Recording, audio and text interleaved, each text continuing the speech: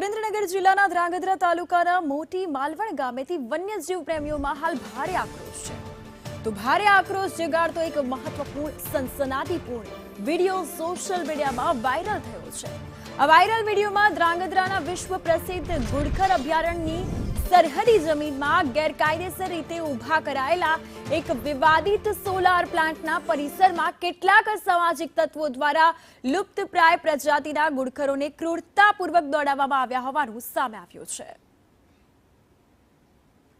આ સાથે વધુ અપડેટ્સ માટે સુરેન્દ્રનગરથી અમારા સંવાદદાતા શાહરૂખ જોડાઈ ગયા છે.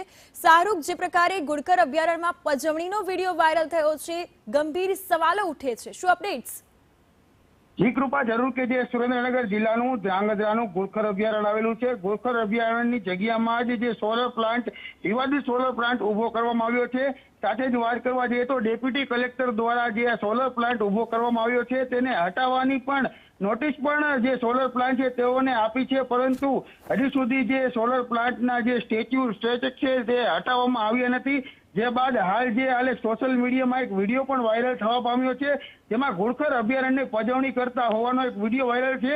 આ વિડીયો 5 દિવસ પહેલાનો હોવાનું ચર્ચાઈ રહ્યું છે. સાથે જ હજુ સુધી ગુડખર અભયારણ્યમાં આવતા સોલર પ્લાન્ટને હટાવવામાં આવ્યો નથી. સોલર પ્લાન્ટમાં અસામાજિક તત્વો દ્વારા અભયારણ્ય વિસ્તારમાં જ ગુડખર અભયારણ્યમાં ગુડખરને પજવણી કરતો વિડીયો હાલ સોશિયલ મીડિયામાં ખૂબ વાયરલ થઈ રહ્યો છે. હવે જોવાનું રહ્યું કે આમાં શું આગળ કાર્યવાહી થઈ છે. જી કૃપા. બિલકુલ શાહરૂખ, તમામ માહિતી બદલ આભાર.